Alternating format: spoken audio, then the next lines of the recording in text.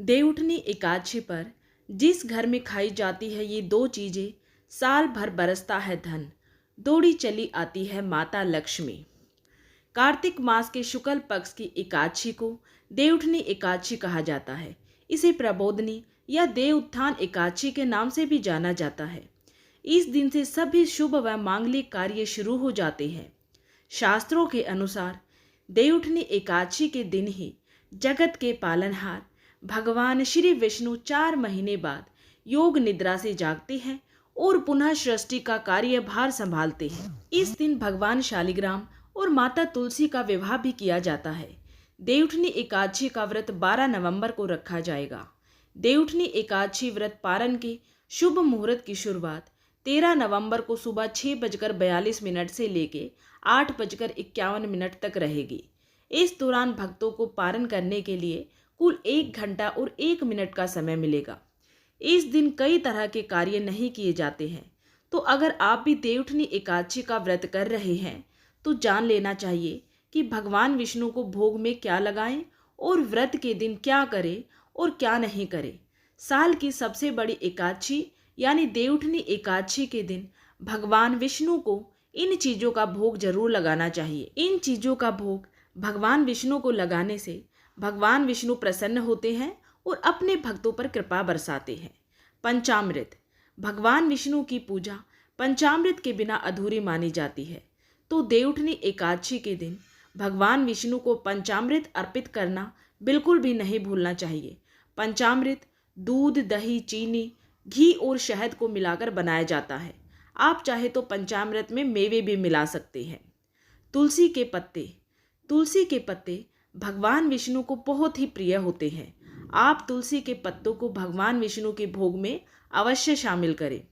तुलसी के भोग के बिना भगवान विष्णु कोई भी भोग स्वीकार नहीं करते, इसीलिए आप तुलसी के पत्ते एक दिन पहले यानी कि दशमी के दिन ही तोड़कर रख ले। पीले रंग की मिठाई या फल, भगवान विष्णु जी को पीला रंग अत्यंत ही प्रिय है, तो देवउठनी एकादशी के दिन भगवान विष्णु को पीले रंग की मिठाई और फल में केला अर्पित जरूर करें। एकादशी के दिन विष्णु जी को केले का भोग लगाने से गुरु दोष भी दूर होते हैं और धन से संबंधित समस्याओं से मुक्ति मिलती है।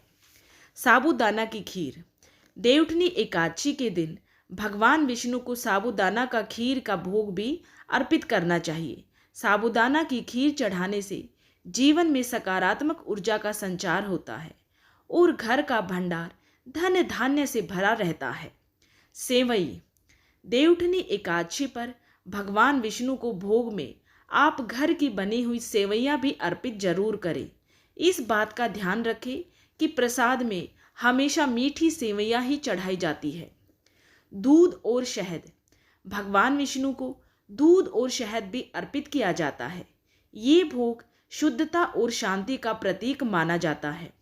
दूध के साथ शहद मिलाकर ये भोग विष्णु भगवान के प्रति श्रद्धा और भक्ति का प्रतीक होता है। अगर किसी व्यक्ति की कुंडली में चंद्रमा की स्थिति कमजोर है तो उसे देवउठनी एकादशी के दिन भगवान श्री हरि नारायण जी को दूध का भोग लगाना चाहिए। इससे धन और मन दोनों में विस्तार होगा और व्यक्ति की सभी परेशानियां भी दूर हो जाती है। सिंघाड़े का भोग, सिंघाड़ा माता लक्ष्मी को बेहद ही प्रिय होता है, इसीलिए एकादशी के दिन भगवान विष्णु को सिंघाड़ा का भोग जरूर लगाएं। ऐसा कहा जाता है कि भगवान विष्णु को भोग लगाने से माता लक्ष्मी बेहद प्रसन्न होती है और व्यक्ति की सभी परेशानियां भी दूर हो जाती हैं। इसीलिए इस तिथि के दिन सिंघाड़े का भोग जरूर लगाना चाहिए। तिल का भोग, धार्मिक मान्यताओं के अनुसार इस दिन तिल का भोग लगाने से व्यक्ति को सभी पापों से छुटकारा मिल जाता है। इस दिन तिल का विशेष महत्व बताया गया है, इसीलिए ही देवउठनी एकादशी के दिन तिल का दान भी जरूर करना चाहिए। ऐसा करने से व्यक्ति कभी भी नरक नहीं जाता है। गन्ने का भोग, इस दिन तुलसी विवाह भी होता है, इसीलिए गन्ने का मंडप बनाकर पूजा की जाती है और भगवान विष्णु को भोग भी लगाया जाता है। धार्मिक मान्यताओं के अनुसार भगवान विष्णु को गन्ना चढ़ाने से सुख शांति की प्राप्ति होती है। इन 5 चीज़ों का सेवन भूलकर भी देवउठनी एकादशी के दिन नहीं करना चाहिए। चलिए इन चीज़ों के बारे में भी जान लेते हैं। देवउठनी एकादशी के दिन चावल नहीं खाने चाहिए। मान्यता है कि चावल को हविष्य अन्न कहा जाता है। ये देवताओं का भोजन माना गया है। ऐसे में इस दिन चावल खाने से व्यक्ति के सारे पुण्य नष्ट हो जाते हैं। शास्त्रों में बताया गया है कि देवउठनी एकादशी के दिन जो व्यक्ति चावल का सेवन करता है वो अगले जन्म में रेंगने वाला प्राणी बनता है। ब्रह्म वैवर्त पुराण के ब्रह्मखंड में जिक्र आता है कि एकादशी के दिन जो मसूर की दाल, बैंगन और सेमफली को खाना भी वर्जित माना जाता है। साथ ही भोजन में प्याज और लहसुन का इस्तेमाल भी नहीं करना चाहिए। सेमफली खाना संतान के लिए बेहद ही अशुभ होता है। लहसुन प्याज गंध युक्त भोजन होते हैं और इनको खाने में प्रयोग करने से मन में काम भावना बढ़ाने की क्षमता के कारण इसे अशुद्ध माना गया है। एकादशी के दिन भगवान नारायण को पान अर्पित किया जाता है। ऐसे में व्यक्ति को पान भी नहीं खाना चाहिए। इस दिन मांस, मदिरा और अन्य तीखी और मसालेदार चीज़ों का सेवन भी नहीं करना चाहिए। पूरी तरह सात्विक भोजन करना चाहिए। देवउठनी एकादशी के दिन किसी दूसरे के घर का भोजन नहीं करना चाहिए। यहाँ तक कि दूसरे के घर का पानी भी नहीं पीना चाहिए।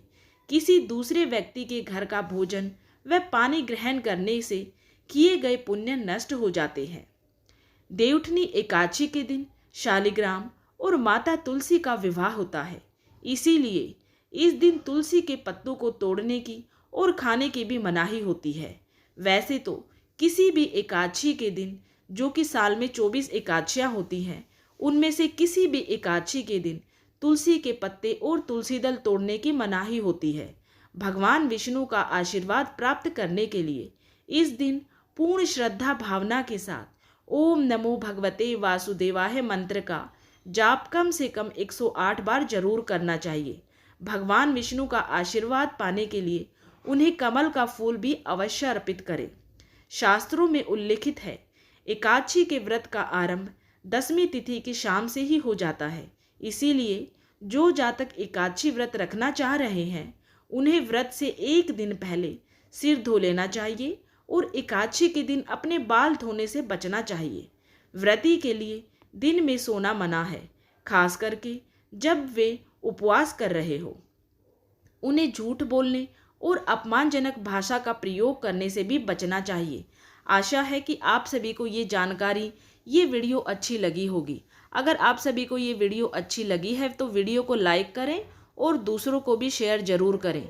और ऐसी ही धार्मिक जानकारियाँ और कथाएं सुनने के लिए हमारे चैनल को सब्सक्राइब करना बिल्कुल भी ना भूलें। जय श्री हरि नारायण भगवान की।